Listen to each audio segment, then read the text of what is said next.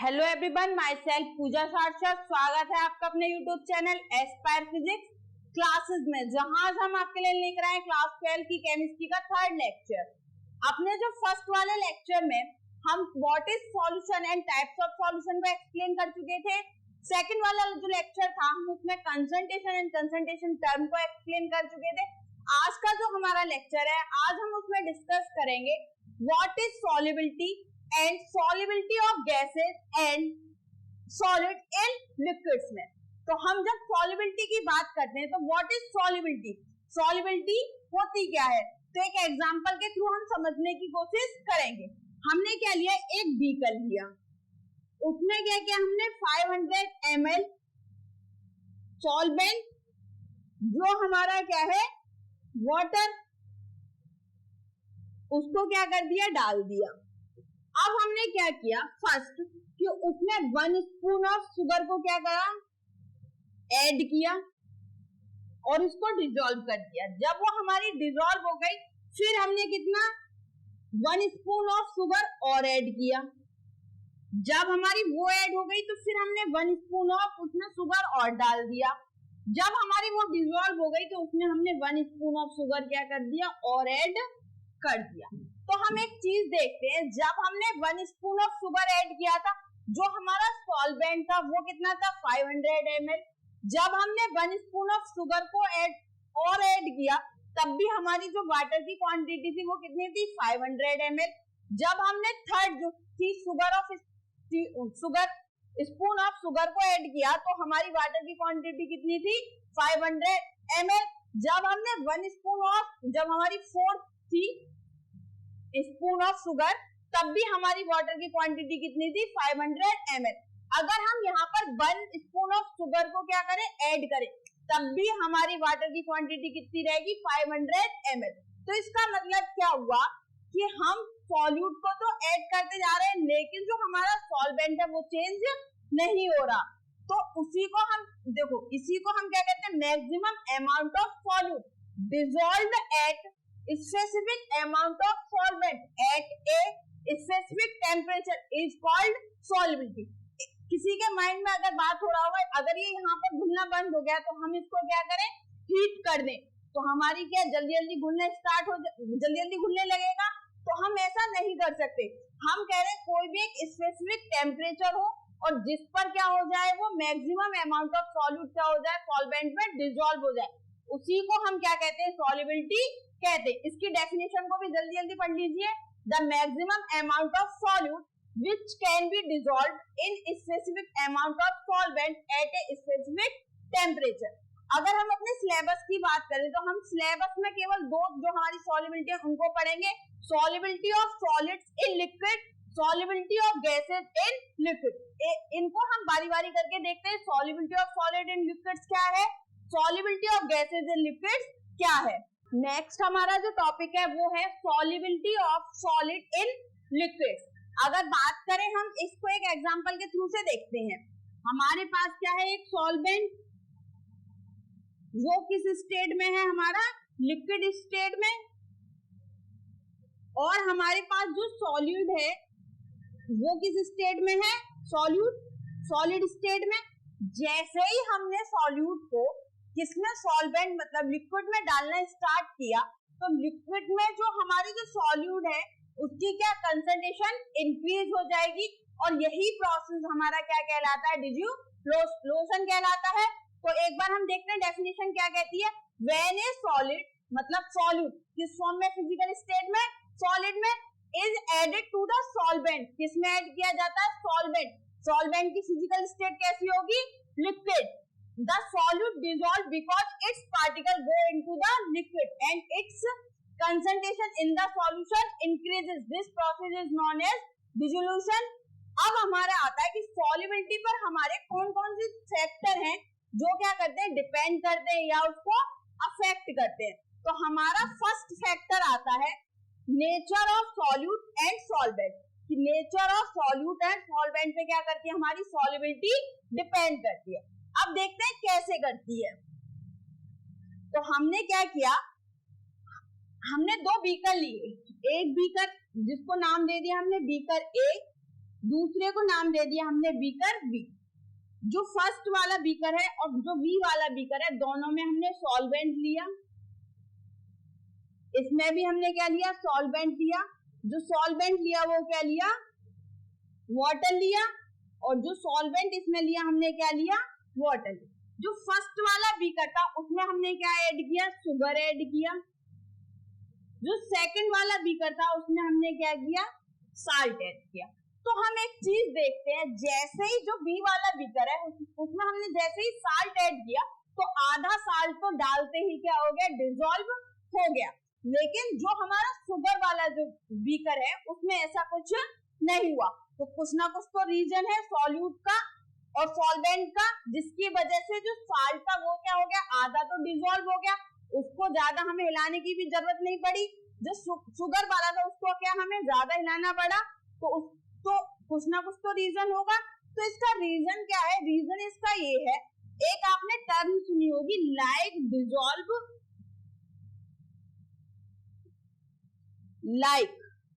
Like dissolve. Like का means है अगर कोई कंपाउंड पोलर है, पोलर का मतलब हो गया उसमें आयंस हैं या उस पर चार्जेस प्रेजेंट है। तो पोलर है तो वो डिसॉल्व होगा किसमें, पोलर ही सॉल्वेंट में। पोलर सॉल्वेंट में ही क्या होगा, आसानी से डिसॉल्व हो जाएगा। अगर कोई कंपाउंड हमारा कैसा है, नॉन पोलर, तो वो नॉन पोलर में क्या होगा, इजीली क्या हो जाएगा, डिसॉल्व हो जाएगा। तो अब हम बात करें इनकी, जो हमारा साल्ट होता है वो कैसा होता है, उस पर चार्जेस होते हैं Na पॉजिटिव और Cl नेगेटिव। तो कैसा हो गया, पोलर में। अगर वाटर की बात करें तो वाटर पे H पॉजिटिव OH नेगेटिव, तो कैसा हो गया, पोलर। अगर शुगर की बात करें तो शुगर हमारा कैसा होता है, नॉन पोलर। और जो वाटर था वो हमारा कैसा था, पोलर। तो जो पोलर और पोलर थे, जो साल्ट का पोलर स्टेट पोलर था और जो हमारा सॉल्वेंट वाटर था वो भी कैसा था, पोलर। तो उसकी वजह से ये क्या हुआ, जल्दी डिसॉल्व हो गया। लेकिन जो हमारी शुगर थी वो कैसी थी, नॉन पोलर। नॉन पोलर को हम किस में डिसॉल्व कर रहे हैं, पोलर में। तो इसीलिए ये डिसॉल्व होने में क्या करती है, देरी करती है। तो यही रीजन है, नेचर ऑफ सॉल्यूट और सॉल्वेंट पर डिपेंड करती है। अगर सॉल्यूट और सॉल्वेंट हमारे पोलर है दोनों ही, तो आसानी से डिसॉल्व हो जाएगा। अगर सॉल्यूट हमारा नॉन पोलर है और सॉल्वेंट हमारा कैसा है, पोलर, तो डिसॉल्व होने में क्या लेगा, टाइम लेगा। नेक्स्ट हमारा आता है टेम्परेचर। अगर हम टेम्परेचर की बात करें तो जो हमारी सॉल्युबिलिटी होती है, जैसे ही हम टेम्परेचर को क्या करते हैं, इंक्रीज करते हैं, वैसे ही हमारी सॉल्युबिलिटी क्या हो जाती है, इंक्रीज हो जाती है। तो इसका रीजन ये है कि हमने क्या लिया, एक बीकर लिया, उसमें क्या डाला, वाटर डाला, कुछ पार्टिकल क्या डाले, शुगर के डाले। जैसे ही हमने उसको हीट दे दी, मतलब टेम्परेचर का मतलब क्या होगा, उसको हमने हीट प्रोवाइड कर दी। तो जो शुगर थी, जो शुगर के पार्टिकल्स थे, वो क्या डिसॉल्व होना क्या कर दिया उन्होंने, जल्दी स्टार्ट कर दिया। तो हमारी क्या, टेम्परेचर इंक्रीज करने पर सॉल्युबिलिटी क्या होती है, इंक्रीज हो जाती है। लेकिन एक चीज और माइंड में सेट करना कि कभी कभी क्या होता है, टेम्परेचर को इंक्रीज करने पर सॉल्युबिलिटी डिक्रीज भी हो जाती है। वो कैसे, अगर हम बात करें, हमारे पास क्या, अगर हम बात करें तो हमारी दो टाइप्स की रिएक्शन होती है, एंडोथर्मिक और एक्सोथर्मिक। अगर एंडोथर्मिक की बात करें, थर्मिक का मतलब हीट, एंडो का मतलब होता है एब्जॉर्ब करना और एक्सो का मतलब होता है रिलीज, वो भी क्या, हीट। अगर एंडोथर्मिक रिएक्शन है वो क्या करेगी, हीट को एब्जॉर्ब करेगी। जो एक्सोथर्मिक रिएक्शन है वो क्या करेगी, हीट को रिलीज करेगी। तो जैसे ही हमारे पास क्या था, जैसे वन बीकर था, उसमें हमारे पास क्या था, वाटर था और हम इसमें क्या डाल लेते, शुगर डाल लेते। हमने जैसे ही हीट इसको देना स्टार्ट किया, इसका क्या डिसॉल्व होने की जो कैपेसिटी थी वो क्या हो गई, ज्यादा हो गई और तेज होने लगा। तो ये कैसी रिएक्शन हो गई, एंडोथर्मिक। जैसे ही हमने टेम्परेचर को इंक्रीज किया तो हमारी सॉल्युबिलिटी क्या हो जाएगी, इंक्रीज हो जाएगी in the case of endothermic reaction.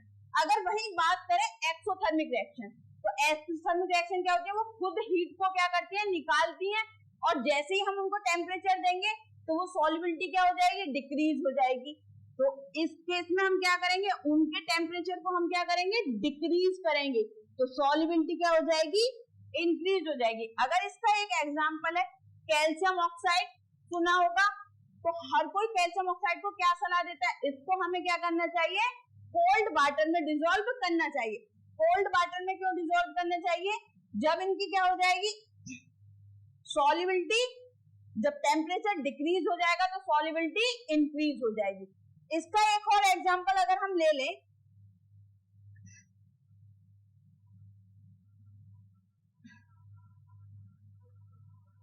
जो पहले घर में क्या होती थी, कलई वगैरह होती थी, तो उनको जैसे ही हम डिसॉल्व करते थे तो वो क्या हीट निकालते थे, तो उनको भी हम कहाँ ठंडे उसमें क्या रखते थे, जिससे क्या उनकी सॉल्युबिलिटी इंक्रीज हो जाए।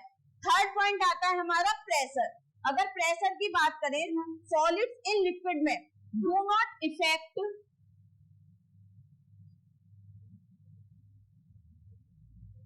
On solubility.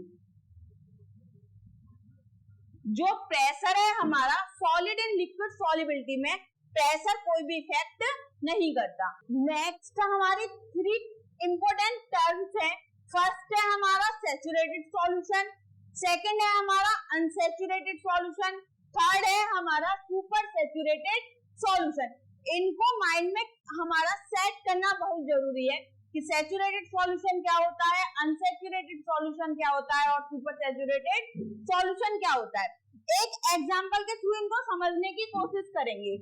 हमारे पास क्या है, एक कोई बीकर है, उसमें हमारा क्या है, सॉल्वेंट क्या है, डिसॉल्वेंट। हमने क्या किया, कोई हमारा सॉल्यूट था, हमने कांस्टेंट क्या कर लिया, टेम्परेचर कर लिया, और सॉल्यूट को हमने धीरे धीरे डालना स्टार्ट किया, और साथ में हम उसको क्या स्ट्रिंग करते गए, और एक कंडीशन ऐसी आई कि सॉल्यूट क्या डिसॉल्व होना बंद हो गया। जब हमारा सॉल्यूट क्या हो गया, डिसॉल्व होना बंद हो गया, तो सॉल्यूट का हमारा क्या मैक्सिमम अमाउंट ऑफ सॉल्यूट किसमें, सॉल्वेंट में डिसॉल्व हो गया।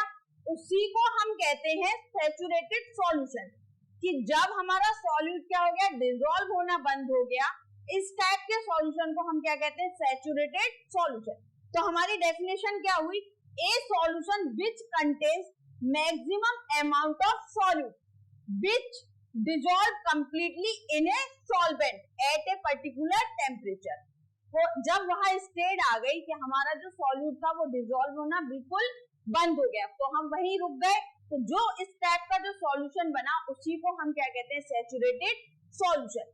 अब सेकंड हमारा आता है अनसैचुरेटेड सॉल्यूशन। अनसैचुरेटेड सॉल्यूशन को एग्जांपल के थ्रू समझते हैं। हमारे पास क्या था, कोई एक बीकर था, उसमें हमारा क्या था, सॉल्वेंट। हमने क्या किया कि केवल 1 स्पून ऑफ शुगर को क्या करा, उसमें डाल दिया, वो क्या हो गई, इसमें डिसॉल्व हो गई, हमने वही छोड़ दिया।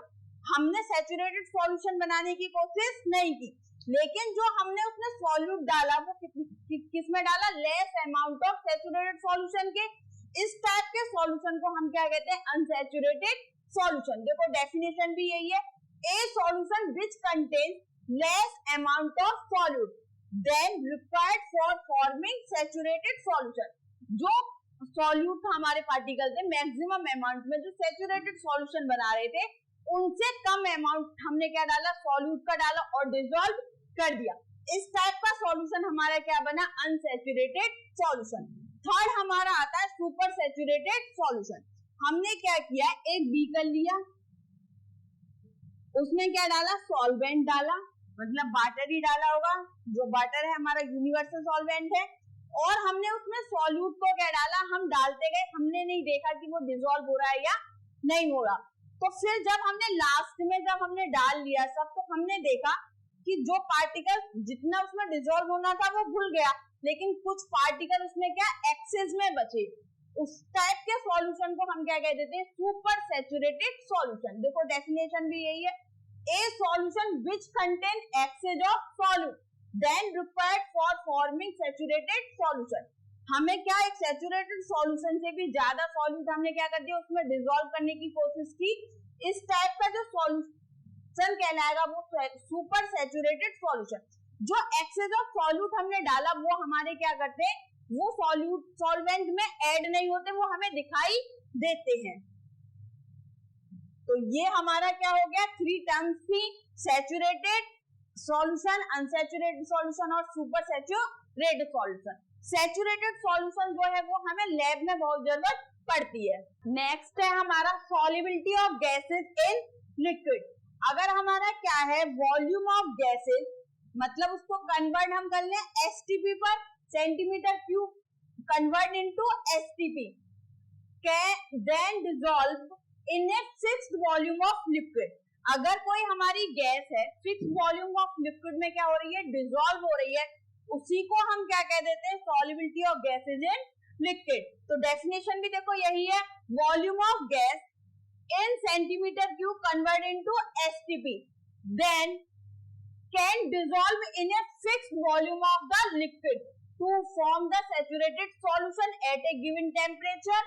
क्या कहलाती है, solubility of gases, gas in liquid. अगर कोई गैस है किसमें डिसॉल्व हो जाए, किसी भी हमारे लिक्विड या सॉल्वेंट में डिसॉल्व हो जाए, क्या कहलाएगी, solubility of gas in liquid. तो हमारी जो solubility of gas in liquid होती है उसको कौन कौन से फैक्टर होते हैं जो अफेक्ट करते हैं, या वो किन किन फैक्टरों पर क्या करती है, डिपेंड करती है। तो हमारा जो फर्स्ट फैक्टर होता है वो नेचर ऑफ सॉल्यूट पे क्या करती है, डिपेंड करती है। नेचर ऑफ सॉल्यूट, तो हमारी अगर कोई भी हम किसकी बात कर रहे हैं, गैसेस इन लिक्विड की, तो सॉल्यूट हमारा क्या होगा, गैस। जो हमारा सॉल्वेंट होगा वो क्या होगा, लिक्विड। तो हम किसकी बात कर रहे हैं, नेचर ऑफ सॉल्यूट, जो हमारा क्या है, गैस। अगर कोई भी गैस है वो इजीली हमारी क्या हो जाए, लिक्विफाई हो जाए, लिक्विड में कन्वर्ट हो जाए, तो उनकी सॉल्युबिलिटी क्या होगी, ज्यादा होगी एज कंपेयर टू जो गैसें हमारी लिक्विफाई नहीं हुई। जैसे कार्बन डाइऑक्साइड है, वो क्या इजीली लिक्विफाई हो जाती है, तो उसकी सॉल्युबिलिटी क्या होती है, ज्यादा होती है एज कंपेयर टू ऑक्सीजन और नाइट्रोजन के। सेकंड जो हमारा फैक्टर है वो है नेचर ऑफ सॉल्वेंट, कि ये हमारे नेचर ऑफ सॉल्वेंट पे क्या करती हैं, डिपेंड करती हैं। अगर कोई हमारा सॉल्वेंट है और उससे क्या गैस रिएक्ट कर रही है, अगर वो क्या हो जाए, केमिकली कंबाइन हो जाए, क्या हो जाए, केमिकली कंबाइन हो जाए, तो उससे हमारी सॉल्युबिलिटी क्या हो जाएगी, इंक्रीज हो जाएगी। Gases capable of forming ions in aqueous solution are more soluble in water than in other solvent। तो वो हमारी solubility को क्या कर देंगे, increase कर देंगे। एक एग्जांपल देखते हैं, हमारे पास क्या है, HCl है, किसमें, गैस में, वो वाटर से क्या कर रहा है, रिएक्ट कर रहा है, क्या बना रहा है, HCl, जो हमारा क्या होता है, एसिड। तो इनकी सॉल्युबिलिटी क्या हो जाती है, जो हमारे सॉलिड गैस सॉल्वेंट जिससे गैस से केमिकली कंबाइंड हो जाए, उनकी सॉल्युबिलिटी क्या होती है, इंक्रीज हो जाती है। For example HCl, HCl, NH3 etc। Next हमारा जो फैक्टर है वो है टेम्परेचर। अगर हम solubility of gas in liquids की बात करें तो ये क्या होती है, डिक्रीज होती है विद इंक्रीज इन टेम्परेचर। इसका रीजन ये है, जब हम गैस को किसमें, सॉल्वेंट क्या है वो हमारा लिक्विड में डिसॉल्व करते हैं, तो हमारी होती है एक्सोथर्मिक रिएक्शन। हमने क्या बताया था, एक्सोथर्मिक रिएक्शन होगी तो उसके लिए हमें क्या करना पड़ेगा, टेम्परेचर को डिक्रीज करना पड़ेगा और सॉल्युबिलिटी क्या हो जाएगी, हमारी इंक्रीज हो जाएगी।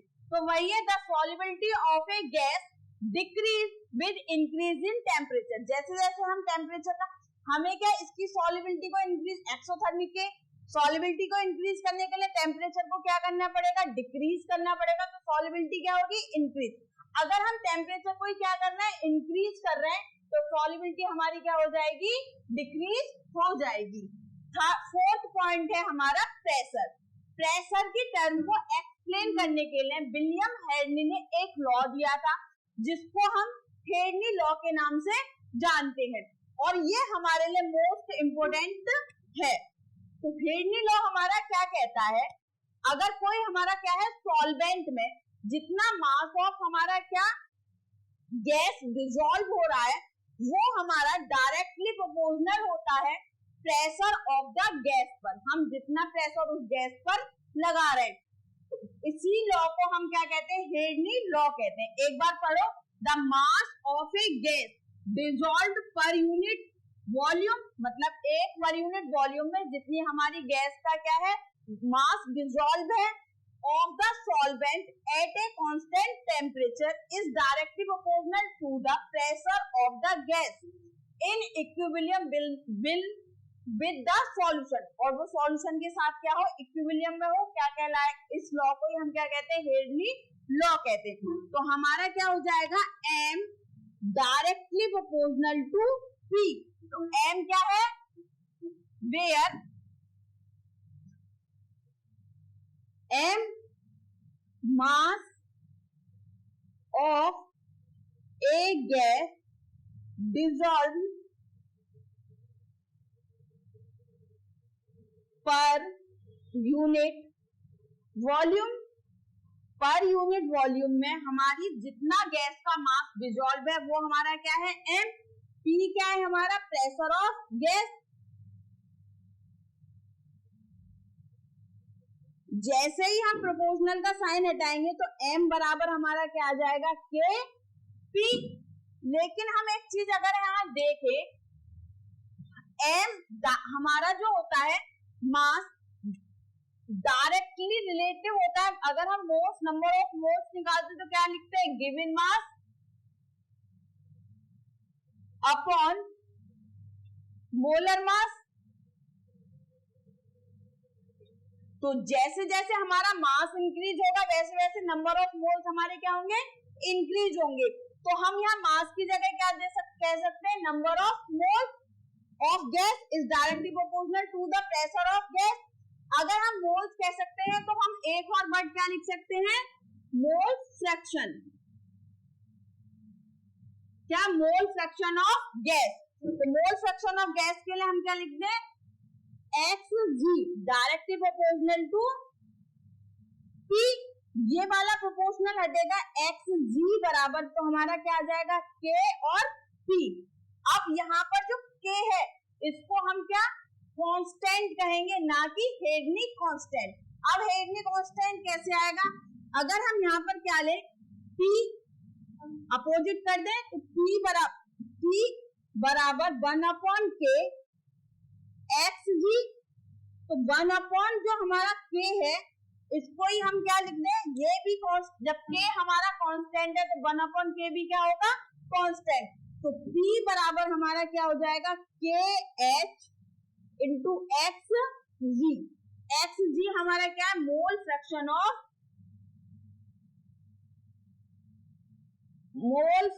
Of gas. तो हमारी इक्वेशन क्या हो गई, P बराबर KH XG, वेयर और KH हेडनी कांस्टेंट। ये था हमारा हेडनी लॉ। लास्ट हमने क्या बताया था कि जो हमारा क्या होता है, प्रेशर होता है वो डायरेक्ट क्या होता है, प्रेशर बराबर KH into mole fraction of gas के। तो उसी को हेनरी लॉ ने फिर मॉडिफाइड कर दिया था डेफिनेशन में। P बराबर KH इंटू XG। P क्या है हमारा प्रेशर, KH क्या है हेनरी कांस्टेंट, एंड XG हमारा क्या है मोल फ्रैक्शन ऑफ गैस। तो उन्होंने कहा the partial pressure of gas in the vapour phase is directly proportional to the mole fraction of gas in the solution। जो हमने फर्स्ट डेफिनेशन दी थी उसको उन्होंने क्या कर दिया, मॉडिफाइड कर दिया, बता दिया the partial pressure of gas is directly proportional to the mole fraction of gas in the solution, उसी को हम क्या कहते हैं, हेडनी लॉ कहते हैं। एक चीज अगर हम देखें तो हमारा के एच बराबर क्या हो जाएगा, P अपॉन एक्स वी। अगर के को रिलेट करें तो जैसे जैसे हम प्रेशर को क्या करेंगे, इंक्रीज करेंगे, वैसे वैसे हमारी सॉल्युबिलिटी क्या होती जाएगी, के एच की वैल्यू, हेडनी कांस्टेंट की वैल्यू इंक्रीज होती जाएगी। जैसे जैसे हम मोल फ्रैक्शन को क्या करते जाए, डिक्रीज करते जाए, वैसे वैसे हमारा क्या, हेडनी कांस्टेंट की वैल्यू इंक्रीज होती जाएगी। नेक्स्ट हमारा आता है लिमिटेशन ऑफ हेडनी लॉ, कि हम हेडनी लॉ की हमारी क्या क्या लिमिटेशन हो सकती है। तो फर्स्ट है हमारा प्रेशर इज लॉ, मतलब जो हेडनी हम जो लॉ अप्लाई करेंगे तो उसमें हमें प्रेशर को क्या रखना होता है, लो रखना होता है। सेकंड है हमारा द टेम्परेचर इज नॉट लो, हम जो टेम्परेचर है उसको ज्यादा लो नहीं रख सकते, मीडियम रख सकते हैं। जो हमारा थर्ड है the gas is not highly soluble, जो हमारी गैस है डिसॉल्व कर रहे हैं हम किसमें, लिक्विड में, वो हाईली सॉल्युबल ना हो। फोर्थ है हमारा the gas does not react with chemically with the solvent, जो हमारी गैस है वो क्या सॉल्वेंट के साथ में केमिकली रिएक्ट ना हो। इसका अगर एग्जांपल अगर आपको देखना है, अगर हम क्या देखें, सी वगैरह देखें या रिवर्स वगैरह देखें, उसमें क्या हमारी O2 क्या रहती है, डिसॉल्व रहती है, और उसमें जो हमारे जितने भी एक्टिव एनिमल्स है वो क्या O2 को क्या करते हैं, एब्जॉर्ब करते हैं या लेते हैं। तो जब लेते हैं अगर ये केमिकली रिएक्ट कर जाती सॉल्वेंट से, तो जो हमारे एक्टिव एनिमल्स हैं उनको क्या O2 हमारी नहीं मिल पाती। तो यही कारण है कि ये जो गैस है वो केमिकली रिएक्ट नहीं करती, किसके साथ में, सॉल्वेंट के साथ। नेक्स्ट हमसे एक क्वेश्चन बार बार पूछा जाता है, एक्वेटिक जो हमारी स्पीसीज है like fish feel comfortable winter than the summer in the summer, मतलब कि जो हमारी जो एक्वेटिक जितनी फिश वगैरह है वो विंटर में तो कंफर्टेबल फील करती है वाटर में, लेकिन समर में नहीं करती। इसका रीजन क्या है, अगर हम इसका रीजन देखें, हमारा क्या है, ये कोई लेक्स है, यहां हमारा सन है, ये इसका अपर लेयर, जो नीचे है वो इसकी है लोअर लेयर या बॉटम। हमारा क्या सन से क्या आ रही है, हीट आ रही है, जो अपर जो सरफेस है उसका क्या वाटर क्या हो जाएगा, हीट, मतलब उसको क्या मिल गया, टेम्परेचर मिल गया। जब टेम्परेचर क्या हो जाएगा अपर सरफेस का, इन द समर टेम्परेचर इंक्रीज हो गया, सॉल्युबिलिटी ऑफ गैस हमारी क्या हो जाएगी, डिक्रीज हो जाएगी। हम क्या, कौन सी रिएक्शन हो गई, हमने बताया था जैसे जैसे हम क्या करेंगे, टेम्परेचर को इंक्रीज करेंगे, सॉल्युबिलिटी ऑफ गैस डिक्रीज होती जाएगी। तो जब हम क्या इन समर में बात कर रहे हैं तो अपर लेयर में हमारी क्या सॉल्युबिलिटी ऑफ गैस डिक्रीज हो जाएगी। जब डिक्रीज हो जाएगी तो हमारे जो एक्वेटिक स्पीसीज है लाइक फिश, वो हमारी अपर सरफेस पर क्या रहना पसंद नहीं करेंगे, तो वो कहाँ चले जाएंगे, लोअर सरफेस पर। यही कारण है कि जो विंटर में जो मिलती है तो सॉल्युबिलिटी अपर सरफेस लेयर पे ही मिलती है और लोअर लेयर पे, तो वो कंफर्टेबल फील कर सकते हैं, या तो अपर लेयर पे रह सकते हैं या लोअर लेयर पे। लेकिन हमारा जो समर की बात करें तो वो सिर्फ सर्वाइव कहाँ कर सकते हैं, लोअर लेयर पर। नेक्स्ट हमारा जो टॉपिक है वो है एप्लीकेशन ऑफ हेडनी लॉ। जो हमारी फर्स्ट एप्लीकेशन है in the packing of soda can. अगर हम सोडा कैन की बात करें तो सबसे इंपॉर्टेंट हमारा उसमें क्या होता है, CO2 गैस। हमने एक चीज हमें पता है, अगर हम प्रेशर को इंक्रीज करते तो हमारी सॉल्युबिलिटी क्या हो जाएगी, इंक्रीज हो जाएगी।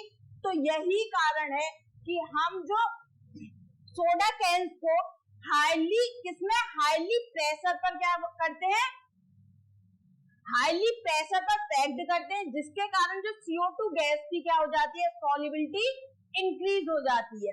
तो देखो यही कह रहा है, soda bottles are always packed under high pressure to increase the solubility of CO2 gas. अगर आप कोल्ड ड्रिंक वगैरह की जो बोतल्स होती हैं उनका अगर हम क्या करें, जो उनका ऊपर का जो बोतल्स का ढक्कन होता है उनको ओपन करने के लिए क्या मिलता था, पहले कुछ ओपन करने के लिए मिलता था।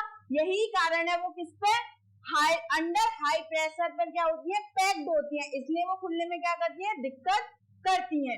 तो हमारी फर्स्ट हेनरी लॉ की एप्लीकेशन क्या हो जाएगी, in packing of soda cans. Second जो एप्लीकेशन है वो है हमारा इन डीप सी डाइविंग। अगर इसकी बात करें तो पहले हम इसको एक एग्जांपल के थ्रू समझ लेते हैं।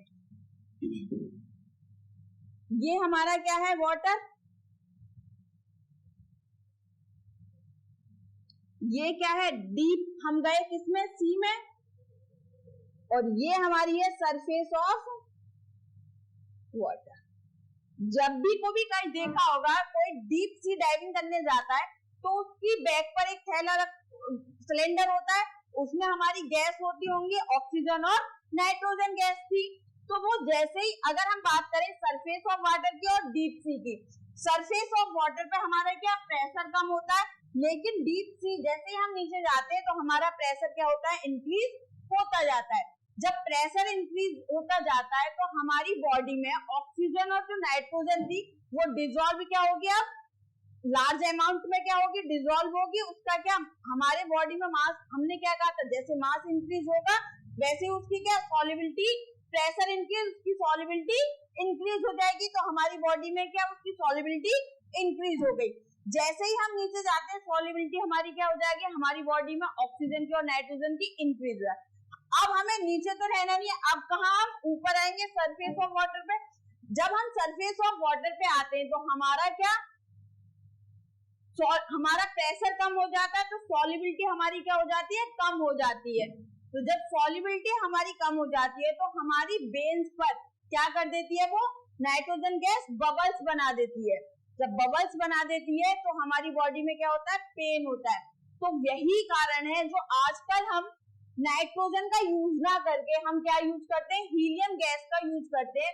और वह यह करती है कि वो जो सरफेस ऑफ वाटर पे और डीप सी में वाटर में वो क्या रखती है, सॉल्युबिलिटी को मेंटेन रखती है। तो एक बार पढ़ते हैं क्या कहती है, nitrogen is more soluble than the helium in our blood. हमने एक चीज और पढ़ी थी, लिमिटेशन पढ़ी थी। लिमिटेशन में हमने जो थर्ड लिमिटेशन पढ़ी थी, हमने पढ़ी थी अगर कोई गैस है वो हाईली सॉल्युबल ना हो, तो वही है नाइट्रोजन क्या है, हमारी मोर सॉल्युबल है than the helium in our blood. In the deep sea, the pressure is high than at the surface of the water. Deep sea में क्या हो रहा था, प्रेशर इंक्रीज हो रहा था, लेकिन जो सरफेस ऑफ वाटर था वहां पर प्रेशर का अभी हमारा नॉर्मल था। When driver tries to come rapidly towards the surface of water, क्या ड्राइवर डीप सी से कहा ऊपर आने सरफेस ऑफ वाटर पे आता है, प्रेशर इज डिक्रीज, प्रेशर क्या हो जाता है, डिक्रीज हो जाता है। And dissolved nitrogen come back from blood and makes bubbles in the veins. Hence, drivers use oxygen diluted with helium. तो यही कारण है कि हम जो हमारा बैग में क्या यूज करते, सिलेंडर क्या यूज करते हैं, ऑक्सीजन और हीलियम का यूज करते हैं। ये हमारी थी second application of Henry law. Next हमारी आती है जो हमारी थर्ड एप्लीकेशन है, एट हाई एल्टीट्यूड। अगर एट हाई एल्टीट्यूड्स की बात करें, जैसे जैसे हम क्या ऊपर चलते हुए जाते हैं तो हमारी क्या प्रेशर ऑफ ऑक्सीजन, अगर हम ग्राउंड स्टेट की बात करें तो कैसा होता है, नॉर्मल। और जैसे जैसे हम क्या ऊपर चलते हुए जाते हैं हमारा प्रेशर क्या होता जाता है, गैस का, ऑक्सीजन गैस का लो होता हुआ जाता है। तो हमने एक चीज पढ़ी थी हेनरी लॉ से, तो हेनरी लॉ क्या कहता है, the pressure of gas is directly proportional to the solubility of gas. तो उसकी क्या, उस गैस की सॉल्युबिलिटी भी क्या हो जाएगी, या मास ऑफ ए गैस क्या हो जाएगा, वो भी क्या हो जाएगा, लॉ हो जाएगा। तो यही कारण है जैसे जैसे हम ऊपर चढ़ते जाते हैं तो हमारी बॉडी में जो हमारी ऑक्सीजन की सॉल्युबिलिटी क्या होती जाती है, डिक्रीज होती जाती है। और जब हमारी ऑक्सीजन की सॉल्युबिलिटी डिक्रीज होती जाती है तो हमारे टिश्यू हुए, ऑर्गन्स हुए, उसको ऑक्सीजन मिल नहीं पाती है। तो उसकी वजह से एक हमारा क्या डिसीज जनरेट होती है, उसको हम क्या बोलते हैं, एनॉक्सिया। तो एक बार पढ़ते हैं क्या कहता है, the partial pressure of oxygen at high altitude is less than the ground level. वही बताया, the partial pressure of ground state कैसा होता है, नॉर्मल, लेकिन हाई एल्टीट्यूड पर क्या हो जाता है, लो हो जाता है। This result in low concentration of oxygen in the blood and tissue of the people. और जब हाई एल्टीट्यूड पर क्या होता है, ऑक्सीजन की क्या हो जाती है, ब्लड में डिफिशियंसी हो जाती है, टिश्यू में डिफिशियंसी हो जाती है, उसकी वजह से एक डिसीज होती है जिसका नाम क्या है, एनॉक्सिया। ये थी हमारी एप्लीकेशन ऑफ हेनरी लॉ।